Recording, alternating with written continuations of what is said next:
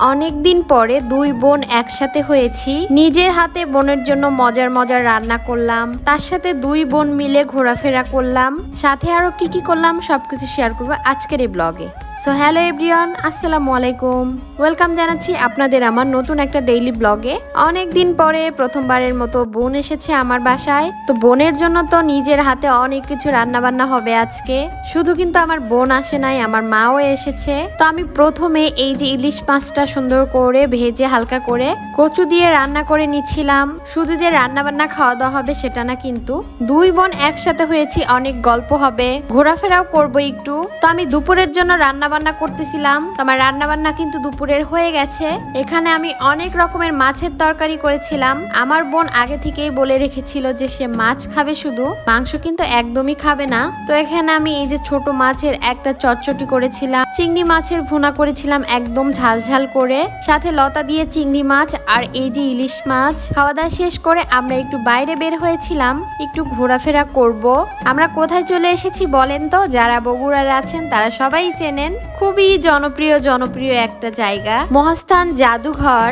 আগের যুগের রাজারা কি কি ব্যবহার করত অনেক কিছু সংরক্ষণ করা আছে এই জাদুঘরে। শুধু তাই না, কিন্তু মসজিদের নাম ফলক আরো অনেক কিছু জাদুঘরের ভিতরে দেখে আমরা এখন বাইরে চলে এসেছি। আর বাইরে এসে আমার এই ফুলের গাছগুলোর প্রতি এত বেশি চোখ গিয়েছিল।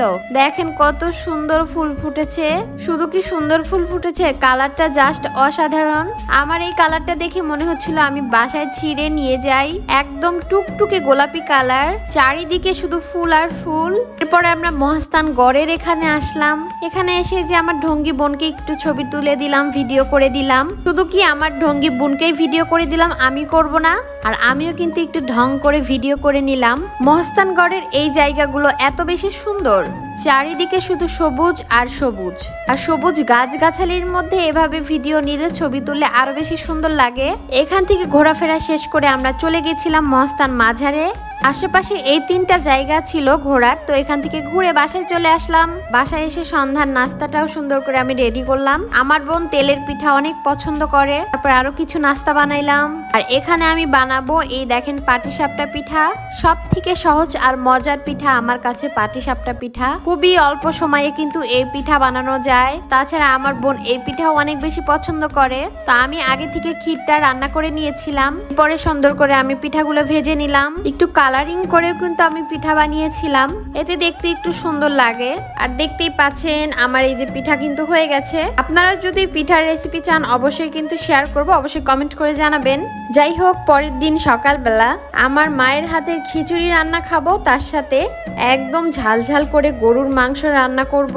আমার মায়ের হাতের খিচুড়ি রান্না অনেক বেশি মজা লাগে, এর জন্য আমি মাকে দিয়েই বললাম যে তুমি খিচুড়িটা সুন্দর করে মেখে দাও। আমার বাসায় যেটা বড় হাঁড়ি ছিল এটাতেই আমি খিচুড়ি দিয়েছি। তো আমার রান্না বান্না কিন্তু শেষ, এখন খাওয়া দাওয়া করবো আমরা। এখানে লাল লাল করে গরুর মাংস, খিচুড়ি, তার সাথে ছিল দই। বগুড়ায় আসছে আর বগুড়ায় দই হবে না তা তো হতেই পারে না।